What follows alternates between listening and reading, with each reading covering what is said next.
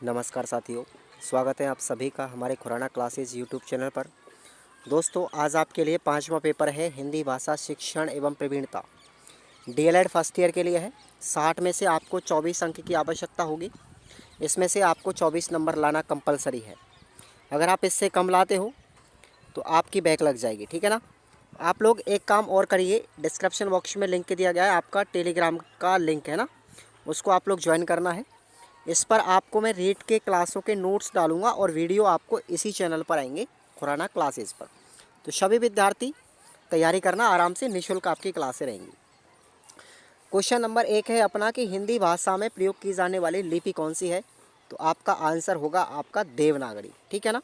देवनागरी लिपि का उपयोग किया जाता है हिंदी भाषा में। गणतंत्र भारत में हिंदी भाषा को मान्यता दी गई है। किस रूप में दी गई है? राष्ट्रभाषा के रूप में मान्यता डी गई है। निम्नलिखित शब्दों में से शब्दकोश के अनुसार सबसे पहले कौन सा शब्द आएगा? सुवर्ण आएगा यहाँ पर। डी ऑप्शन राइट होगा। अगला क्वेश्चन है, छात्र वाद विवाद प्रतियोगिता में भाग लेता है। यह अपेक्षित व्यवहारगत परिवर्तन किस उद्देश्य की पूर्ति करता है साथियों? अभिव्यक्ति उद्देश्य की पूर्ति करता है। तो ये अपने पहले क्वेश्चन के 4 हो गए। अब आता है हमारा सेकंड क्वेश्चन, ठीक है। बारोपियन भाषा परिवार को कितने वर्गों में बांटा गया है? तो आपको ध्यान रखना है, बारोपियन भाषा परिवार को 2 वर्गों में बांटा गया है। पहला है केंटुम और दूसरा है सतम। केंटुम वर्ग के अंतर्गत कौन कौन सी भाषाएं आती हैं? जैसे ग्रीक है, इटैलिक, केल्टी, जर्मनी और हिती, ये भाषाएं आती हैं। शतम वर्ग के अंतर्गत अपनी भाषाएं आती हैं अर्मेनियम, अल्बानिया, फिजियन, भारत, ईरानी, ये भाषाएं आती है शतम वर्ग के अंदर। अगला जो क्वेश्चन है अपना वह है भाषा में मौखिक आत्म प्रकाशन के कोई 4 लाभ लिखिए। तो पहला लाभ है अधिगम में सुगमता हो जाती है इससे। सजीव भाषा प्रकाशन करने में ये मदद करता है। मानसिक बौद्धिक विकास का साधन भी बनता है। लिखित अभिव्यक्ति को व्यक्त करता है और रुचि में भी ये वृद्धि करता है। तो ये अपने मौखिक आत्म प्रकाशन के 4 लाभ हो गए। अगला क्वेश्चन है कि शब्द पठन और शाब्दिक पठन में अंतर क्या है? शब्द पठन में दृष्टि क्षेत्र सीमित होता है, लगभग 2 या 3 शब्दों तक, जबकि शाब्दिक पठन में विस्तृत वाक्य या वाक्यांश तक होते हैं। शब्द पठन में गर्दन, हाथ हिलाना ऐसी क्रियाएं होती हैं, जबकि शाब्दिक पठन के अंदर ऐसा कुछ भी नहीं होता, ठीक है भैया। अगला जो क्वेश्चन आता है वह हमारा सुंदर लेख, अनुलेख और प्रतिलेख में अंतर। तो सुंदर लेख कहते हैं सुंदर लिखावट में लिखा हुआ लेख सुंदर लेख कहलाता है। इसमें वर्णों की लिखावट पर ध्यान दिया जाता है, ठीक है। अनुलेख की बात करें तो शिक्षक के द्वारा लिखित शब्दों या वाक्यांशों को छात्र द्वारा उसी रूप में लिखना अनुलेख कहलाता है। प्रतिलेख क्या होता है? तो मुद्रित, जो प्रिंटिंग हम करवाते हैं, फोटोकॉपी वगैरह, ठीक है, या फिर सुंदर लिखावट को देख करके छात्र अभ्यास कॉपी में वैसा ही लिख देते हैं, वो है हमारी प्रतिलेख। समझ में आया तीनों का अर्थ? अगला क्वेश्चन है कि 4 बाल साहित्य से संबंधित पत्रिका, यानी बच्चों की जो पत्रिका निकलती है वो कौन कौन सी है? पहली है चंदा मामा, बाल भारती, चंपक, वालहंस, पराग और चाचा चौधरी। इनके नाम आप याद रख लेना, ये बाल साहित्य पत्रिका है। अगला क्वेश्चन है वाक्य को परिभाषित करते हुए उसके भेद कितने हैं? तो देखेंगे आप लोग, ये प्रश्न आपका निबंधात्मक में भी पूछा जा सकता है। निश्चित क्रम में संयोजक सार्थक शब्द समूह को हम क्या कहेंगे? वाक्य कहेंगे जो एक स्पष्ट भाव प्रदान करता हो, एक स्पष्ट सार्थक अर्थ प्रदान करता हो, यानी 2 या 2 से अधिक सार्थक समूहों का एक शब्द समूह जो एक स्पष्ट भाव प्रदान करता हो, वो क्या कहलाता है? वाक्य। वाक्य 2 प्रकार से वर्गीकृत किए जाते हैं, रचना के आधार पर और दूसरा अर्थ के आधार पर। रचना के आधार पर 3 प्रकार के, सरल वाक्य, संयुक्त वाक्य और मिश्र वाक्य। और अर्थ के आधार पर वेदनार्थक, प्रश्नवाचक, निषेधार्थक और आज्ञावाचक, ये 4 प्रकार के होते हैं। ज़रा आप लोग इनको याद करना। अगला क्वेश्चन है संवाद और भाषा में क्या संबंध है? तो संवाद से बालक की भाषा का विकास होता है। औपचारिक बातचीत को हम संवाद कहते हैं। बालक पहले संवाद सीख करता है और बाद में औपचारिक भाषा का प्रयोग करता है, याद रखना आप लोग। 9वां क्वेश्चन है कि हिंदी साहित्य अकादमी, इसका हेडक्वार्टर ध्यान रखना उदयपुर में है। तो इससे कौन सी पत्रिका निकलती है? हिंदी साहित्य अकादमी एक पत्रिका प्रकाशित करता है जिसका नाम है मधुमती। कौन सी पत्रिका है? मधुमती। अगला क्वेश्चन है मूल्यांकन और आकलन में क्या अंतर है। ये प्रश्न भी बहुत इंपॉर्टेंट है। आकलन का उद्देश्य क्या है। देखो, आकलन का उद्देश्य यह जानकारी प्राप्त करना है कि बच्चों ने क्या सीखा और कैसे सीखा। सीखने में शिक्षक ने कहाँ तक उसमें मदद की, इस बात की जानकारी कौन देता है, आकलन। जबकि मूल्यांकन का काम सुनिए आप लोग, क्या बच्चे में अपेक्षित व्यवहारगत परिवर्तन हुआ है या नहीं, या फिर मूल्यांकन में छात्र की उपलब्धि के स्तर की जानकारी प्राप्त होती है। ये चीज़ आप लोग ध्यान रखना, ये मूल्यांकन का काम है। अगला क्वेश्चन है एकांकी और नाटक में अंतर क्या होता है। तो एकांकी में सीमित स्थान होता है, अल्प समय और कम पात्र होते हैं, जबकि नाटक में जस्ट इसका उल्टा होता है, विस्तृत कथानक होते हैं, अधिक पात्र होते हैं और दीर्घकाल होता है। क्लियर। अगला क्वेश्चन है अपना 12वां। देखिए आप लोग, बोली को परिभाषित करते हुए बोली और भाषा में संबंध यानी अंतर स्पष्ट कीजिए। तो ये क्वेश्चन अपना भाषा संज्ञान और समाज में भी आपने पढ़ा होगा। अगर आपने फर्स्ट ईयर के इस हिंदी के पेपर को ढंग से पढ़ा होगा ना, तो आप लोग सेकंड ईयर में भी अच्छे अंक ला सकते हो इसी पेपर के अंदर, क्योंकि वहाँ पर भी हमारी हिंदी का पेपर लगेगा। तो दोनों फर्स्ट ईयर और सेकंड ईयर के दोनों पेपरों में कोई अंतर नहीं है। अब हम बात करते हैं बोली की परिभाषा। बोली किसी भाषा के ऐसे सीमित क्षेत्र रूप को कहते हैं जो ध्वनि रूप, वाक्य गठन, अर्थ, शब्द समूह तथा मुहावरे आदि की दृष्टि से उस भाषा के परिनिष्ठित तथा अन्य क्षेत्रीय रूपों से अलग होती है, किंतु इतना भी अलग नहीं होती कि उसके अन्य रूपों के बोलने वाले भी उसको ना समझ सकें। ये क्या हो गया, बोली की परिभाषा। अब दोनों में अंतर समझिए। भाषा का क्षेत्र अपेक्षाकृत बड़ा है, यानी विस्तृत रूप में होती है भाषा, जबकि बोली का रूप छोटा होता है, बोली का क्षेत्र छोटा। भाषा के अंतर्गत कई बोलियां हो सकती हैं, लेकिन भाषा बोली के अंतर्गत नहीं होती। भाषा और बोली जो है भाषा से उत्पन्न होती है, इसलिए भाषा और बोली में माँ बेटी का संबंध है। भाषा माँ है तो बोली क्या है, बेटी है। जनसाधारण के द्वारा बोले जाने वाली भाषा जो है वो बोली कहलाती है। जब उस बोली का हम व्याकरणिक रूप से कसौटी करके शुद्ध रूप में बदल देते हैं तो वो क्या बन जाती है, भाषा बन जाती है। क्लियर। अथवा में आपको प्रश्न याद रखना है भैया कि केंद्रीय हिंदी निदेशालय का हिंदी भाषा के मानकीकरण और प्रसार में क्या योगदान रहा। कहने का मतलब है कि केंद्रीय हिंदी निदेशालय के बारे में आपको संक्षिप्त टिप्पणी लिखनी है। अगला क्वेश्चन है हमारा कि प्राथमिक स्तर पर आकलन करते समय किन किन बातों का ध्यान रखना चाहिए। पहली बात याद रखनी है कि आकलन डर और भय पैदा करने वाला कभी नहीं होना चाहिए। आकलन की प्रक्रिया में बच्चों की मौलिकता, कल्पनाशीलता और सृजनशीलता के पर्याप्त अवसर उपलब्ध हों बच्चों को। प्रत्येक गतिविधि में हर एक बच्चे की सहभागिता होनी चाहिए। विशेष आवश्यकता वाले बच्चों का आकलन उनकी क्षमता और सीमाओं को ध्यान में रखकर किया जाना चाहिए और प्रत्येक बच्चे की प्रगति का ब्यौरा रखा जाना चाहिए और उस ब्यौरे को बच्चों को, शिक्षकों को और अभिभावकों को भी दिखाना चाहिए। ठीक है। अथवा में आपको प्रश्न याद रखना है कि हिंदी भाषा के रूप में हिंदी की क्या क्या समस्याएं हो सकती हैं। इस प्रश्न को आप लोग याद करेंगे। नेक्स्ट क्वेश्चन है कि मौखिक अभिव्यक्ति शिक्षण के उद्देश्य कौन कौन से हैं।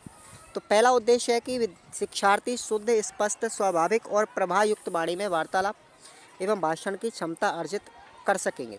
भाव अनुकूल आरोह अवरोह, बल और अनुतान का ध्यान रखते हुए मौखिक अभिव्यक्ति कर सकेंगे। मानक भाषा में सहज भाषा से अपनी बात प्रस्तुत कर सकेंगे। उचित एवं अवसर अनुकूल भाषा शैली का प्रयोग कर सकेंगे तथा आत्मविश्वास एवं अपेक्षित हाव भाव सहित बोलने में निपुण हो सकेंगे। अगला क्वेश्चन है अपना कि अभिव्यक्ति का जीवन में क्या महत्व है। इसको आप लोग खुद पढ़ के जाएं। नेक्स्ट हमारा क्वेश्चन आता है कि पठन और वाचन में क्या अंतर है। वाचन के विभिन्न तत्व कौन कौन से हैं, जरा आप लोग देखेंगे। वाचन पठन की पहली सीढ़ी होती है। वाचन के बाद ही पठन कौशल का विकास होता है। लिपि प्रतीकों को पहचान करके उनको जोर जोर से इस प्रकार कि श्रोता उसका आनंद ले सके, यही वाचन कहलाता है। परंतु पठन में वाक्यों, अनुच्छेदों का अर्थ ग्रहण, आशय बोध दोनों स्पष्ट होता है।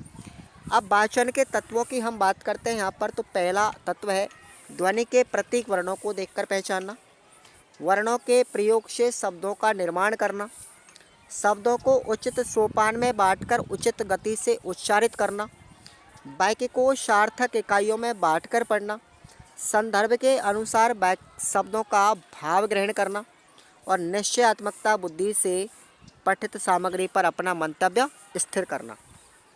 अथवा में आपको 2 क्वेश्चन और याद रखने। देखो इनको मैं लिख नहीं पाया, इनके आंसर भरना बहुत बड़ी पीडीएफ हो जाती है और बहुत बड़ा आपका कंटेंट हो जाता है यहाँ पर, इसलिए आप लोग अपनी सीरीज में निशान लगा लीजिए। पठन प्रक्रिया के विभिन्न घटक कौन कौन से, एक प्रश्न तो ये याद करना है, और दूसरा है लोकगीतों की क्या क्या विशेषताएं होती है, एक ये वाला प्रश्न भी याद करना है। अगला क्वेश्चन है हमारा 16वां की मौखिक अभिव्यक्ति के विकास के लिए भाषा शिक्षक को क्या करना चाहिए। तो पहला काम करेगा वो अनौपचारिक क्रियाएं करवाएगा। कक्षा में तथा कक्षा के बाहर भाषा शिक्षक तथा विद्यार्थियों के बीच में अनौपचारिक लेकिन रोचक बातचीत से छोटे बच्चों की झिझक खुल जाती है तथा उनमें विश्वास पैदा हो जाता है। दूसरा काम करेगा कहानी सुनाएगा। कहानी कथन के माध्यम से शिक्षार्थियों को मौखिक अभिव्यक्ति को विकसित किया जा सकता है। भाषा शिक्षक प्राथमिक स्तर पर छोटे बच्चों को कक्षा में कहानी एवं घटनाओं के रोचक विवरण प्रस्तुत कर सकता है। ठीक है। तीसरा काम करेगा किसी घटना के बारे में बताएगा। भाषा शिक्षक के रूप में छोटे बच्चों को स्वयं के द्वारा देखी या सुनी गई बातों या घटनाओं को अपने शब्दों में सुनाने में बहुत आनंद आता है। अपनी मौखिक अभिव्यक्ति के विकास हेतु शिक्षार्थियों को किसी देखी गई घटना, दृश्य या खेल तमाशे आदि पर सुसंबद्ध ढंग से वर्णन करने के लिए प्रोत्साहित किया जाता है। उसके बाद अगला काम करेगा चित्र वर्णन के द्वारा भी उनको पढ़ाएगा। छोटे छोटे बालकों की मौखिक अभिव्यक्ति को घटना या कहानियों पर निर्मित चित्रों के माध्यम से विकसित किया जा सकता है। अगला काम करेंगे हम भाषण के द्वारा भी। तो भाषण मौखिक अभिव्यक्ति को विकसित करने वाला एक अत्यंत उपयुक्त साधन है। उच्च प्राथमिक से अपने ज्ञात एवं रुचि के आधार पर उपयुक्त शीर्षक देकर के भाषण करने के अवसर प्रदान भी किए जाते हैं। नेक्स्ट काम हम करेंगे वाद विवाद प्रतियोगिता। मौखिक अभिव्यक्ति को विकसित करते समय विद्यार्थियों में तर्क शक्ति, प्रत्युन्नति, हाजिर जवाबी और हास्य व्यंग्य युक्त तथा अपने विचारों को प्रभावी ढंग से संक्षिप्त रूप में प्रस्तुत करने जैसे गुणों का विकास भी होता है। तो ये क्वेश्चन आप लोग इम्पोर्टेंट है, याद रखना। अगला क्वेश्चन है अथवा में कि मौखिक अभिव्यक्ति के सैद्धांतिक पक्ष को समझाते हुए मौखिक अभिव्यक्ति का आशय स्पष्ट कीजिए। Very very important question. 17वां क्वेश्चन है कि देखिए आप लोग पढ़ने सीखने के विभिन्न उपागमों की विवेचना कीजिए। तो पहली विधि आप लोग ध्यान रखेंगे, उपागम यानी विधियों की उपयुक्त हो सकती है निम्न विधियां पढ़ने और सीखने के सोपान में। पहली विधि है वर्ण विधि। वर्ण विधि के अंतर्गत वर्णों को सीधे ही पहचान कराई जाती है। स्वरों तथा व्यंजनों के लिखित रूप की पहचान कराना और उन्हें उनकी ध्वनियों के साथ संबंधित करना, इस विधि में वर्णमाला पर विशेष जोर दिया जाता है। दूसरी विधि होती है हमारी शब्द विधि। शब्द विधि में शब्दों पर बल दिया जाता है। शब्द के माध्यम से वर्ण सिखाए जाते हैं और अधिक शब्द बनाने की क्षमता वाले वर्णों को पहले पढ़ाया जाता है और कम क्षमता वाले वर्णों को बाद में पढ़ाया जाता है। इस विधि में वर्णों को वर्णमाला के क्रम में नहीं सिखाया जाता। अगली विधि हमारी वाक्य विधि। देखिए आप लोग, यह विधि इस सिद्धांत पर आधारित है कि वाक्य की भाषा की अर्थपूर्ण इकाई है। क्या? वाक्य जो है वो भाषा की अर्थपूर्ण इकाई है, इसलिए वर्णों को सिखाने के लिए प्रारंभ में वाक्य ही प्रस्तुत करना चाहिए। उस वाक्य में इस प्रकार के मूल शब्द होने चाहिए जिनके विश्लेषण से अपेक्षित वर्ण प्राप्त हो सके। इसके लिए आज्ञार्थक वाक्य प्रयुक्त होते हैं क्योंकि वे छोटे होते हैं, लघुत्तम होते हैं। अगली विधि का उपयोग करेंगे संयुक्त विधि या व्यावहारिक विधि। शिक्षण विधियाँ साधन है, साध्य नहीं है। ध्यान रखना, शिक्षण विधियाँ क्या है? साधन है, साध्य नहीं है। इन सभी विधियों का उद्देश्य वर्णबोध कराना है। प्रत्येक विधि की अपनी अपनी सीमाएं तथा अपने अपने गुण होते हैं। व्यावहारिक दृष्टि यह है कि विद्यार्थियों की आयु, रुचि, स्वभाव, समय और सामग्री की सीमाओं को देखते हुए इनमें से कोई 2 या 2 से अधिक विधियाँ एक साथ उपयोग में लाई जा सकती है, या फिर उपयोग में आने वाली 2 या 2 से अधिक विधियों के सभी तत्व और एक ही समय पर उपयोग किए जाए। अगला हमारा क्वेश्चन है कि पठन के विभिन्न स्तरों की विवेचना कीजिए। इस क्वेश्चन को आप लोग खुद पढ़ के जाएंगे भाई। नेक्स्ट हमारा क्वेश्चन है कि लेखन के महत्व एवं उसकी उपयोगिता बताइए। ठीक है, तो अब लेखन का महत्व और इसकी उपयोगिता सुनिए आप लोग। मनुष्य की अभिव्यक्ति स्थायी रहे, अन्य व्यक्ति जब भी चाहे उस अभिव्यक्ति को जान सकें, इसके लिए लिखित अभिव्यक्ति आवश्यक है। मौखिक अभिव्यक्ति तो एक बार मुख से निकलने के बाद अंतरिक्ष में विलीन हो जाती है। श्रोता उसे दोबारा सुनना चाहे तो मौखिक अभिव्यक्ति की पुनः आवृत्ति करनी पड़ती है, लेकिन लिखित अभिव्यक्ति स्थायी है। इस लिखित अभिव्यक्ति का कभी भी किसी भी समय उपयोग कर सकते हैं। अभिव्यक्तिकर्ता की अनुपस्थिति में भी हम इसे ग्रहण कर सकते हैं। ये हमारा क्या है? लेखन का महत्व। हम जानते हैं कि लिखित में 4 महत्वपूर्ण बिंदु होते हैं। पहला है सुस्पष्टता, शुद्धता, क्रमबद्धता और सुसंबद्धता, इनके बारे में आपसे प्रश्न पूछा भी जा सकता है भाई। अगला क्वेश्चन है अगला पॉइंट है कि लिखित अभिव्यक्ति के उद्देश्य। देखो, लिखकर अभिव्यक्ति करने से क्षमता का विकास करना इसका पहला उद्देश्य। रचना रूपों का ज्ञान प्राप्त करना, रचना रूपों में मौलिकता लाने की योग्यता प्राप्त करना, भाव व साहित्य में रुचि। लिखित अभिव्यक्ति से व्यक्ति का विकास होता है और अच्छे लेखक, कहानीकार, कवि आदि के रूप में उसकी प्रसिद्धि होती है। अथवा में आपको 2 प्रश्न और याद रखने। देखो, जो प्रश्न इंपॉर्टेंट है, इतनी बड़ी सीरीज में मैं आपको बता रहा हूँ, उनको सबको रट्टा मारना है। छात्रों में लेखन का विकास करने के लिए कौन कौन सी विधियाँ उपयुक्त होती हैं, एक क्वेश्चन आपको ये इंपॉर्टेंट है। दूसरा है सबसे इम्पोर्टेंट, कहानी और संस्मरण में क्या अंतर है। ये आप लोग 101% लगा लीजिए इस पर, आप ये छपेगा सीधा। अगला क्वेश्चन है कहानी के आवश्यक तत्वों की समीक्षा कीजिए। तो कहानी के आवश्यक तत्व होते जैसे कथानक, देशकाल, पात्र, संवाद और भाषा शैली, सब। अब प्रत्येक के बारे में डिटेल्स के साथ पढ़ेंगे।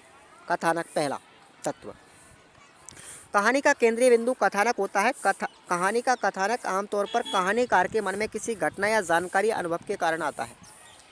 दूसरा तत्व है देशकाल। हर घटना, पात्र, समस्या का अपना देशकाल होता है। कथानक का स्वरूप बन जाए। कथानक का स्वरूप बन जाने के बाद कहानीकार कथानक के देशकाल और स्थान को पूरी तरीके से समझ लेता है, क्योंकि कहानी को प्रामाणिक और रोचक बनाने के लिए बहुत ही आवश्यक तत्व कौन सा है, देशकाल है।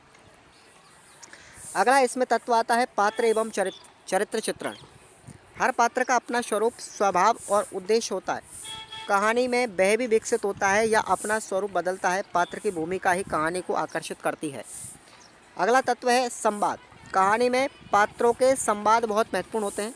संवाद के बिना पात्र की कल्पना मुश्किल है। संवाद की कहानी और पात्र को सीमित या विकसित करते हैं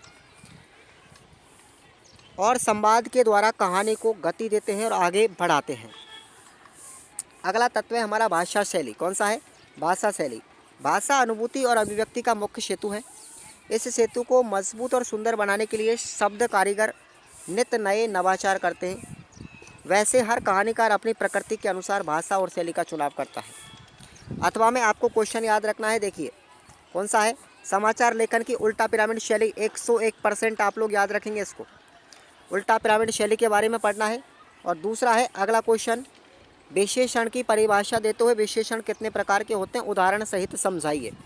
ठीक है भाई, 2 क्वेश्चन है आपको, एक तो ये वाला, एक ये वाला। और इसके अथवा में आप लोगों को मैंने बता दिया है कि वाक्य कितने प्रकार के होते हैं, उसके भेद बताइए। या तो वाक्य वाला आएगा या विशेषण वाला आएगा, एक प्रश्न छपेगा 100%। और उल्टा पिरामिड शैली वाला याद करके ज़रूर जाए, भूल मत जाना। तो इस तरीके से हमारे ये टोटल प्रश्न होते हैं। ठीक है, आपके इस पेपर के अंदर लगभग 19 क्वेश्चन के आसपास आएंगे। 60 नंबर का पेपर है, 24 नंबर आपको लाने हैं। आप लोग हमारे टेलीग्राम को ज्वाइन कर लो भैया, कतई बिल्कुल आप लोग लापरवाही मत कीजिए। और समय हमारे पास कम है, इसलिए रेट की तैयारी में जुट जाइए। धन्यवाद।